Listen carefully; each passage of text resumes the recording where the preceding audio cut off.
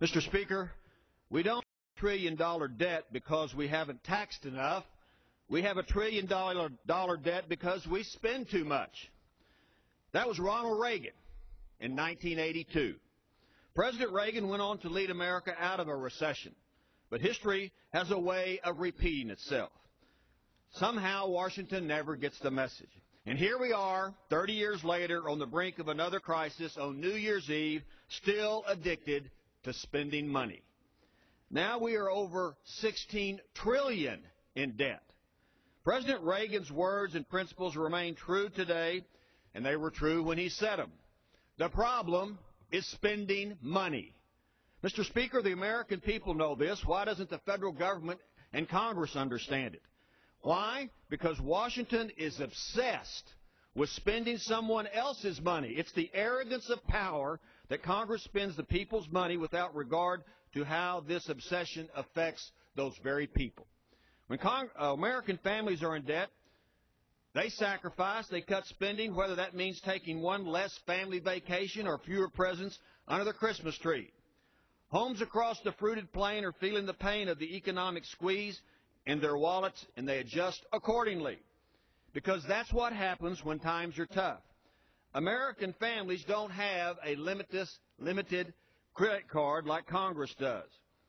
The people are angry because they wonder why reckless Washington can't do the same. I hear that message every day from Southeast Texans. These citizens are wiser than the tax and spendocrats here in Washington, D.C. Let me share a few of those straight-talking Texans' words with you. Michael says this: you can't have the cookies without the milk. Tax reform and spending cuts, not one without the other. Hubert from Baytown, Texas says this: our children and grandchildren will have to suffer from reckless spending. Washington has a spending problem, not a taxing problem. Jeff says you don't become fiscally responsible by continued increases in your credit card spending limit. Folks in Congress need to quit running from the hard choices and stop burying our children and grandchildren in debt. David from Humble, Texas said this: this isn't really rocket science.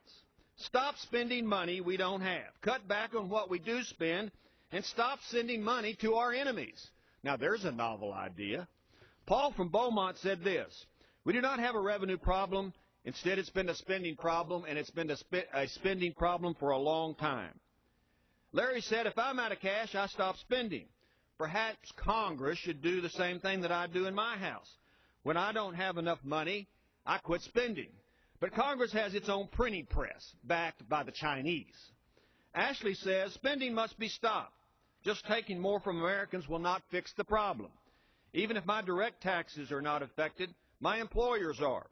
So what will that mean for me in the long run? I'm afraid I'm going to find out. Yes, Ashley, you're going to find out here on New Year's Eve. Jimmy from Crosby, Texas says, I'm fed up with them never agreeing on a budget and spending like there is no tomorrow. This out-of-control action's got to stop. And finally, Renee from Crosby, Texas said, please demand that spending be cut, fraud, waste, and abuse be stopped in government spending, and address this before anybody thinks about raising taxes on hardworking Americans. Mr. Speaker, the American people, they actually do get it. At least those people who work and pay taxes, the backbone of America, the workers of America, they say, stop the spending obsession. Mr. Speaker, the problem is spending. We got here by spending too much, not by taxing too little. We're going off the cliff with our pockets full of somebody else's money. And that's just the way it is. I yield back. Gentlemen.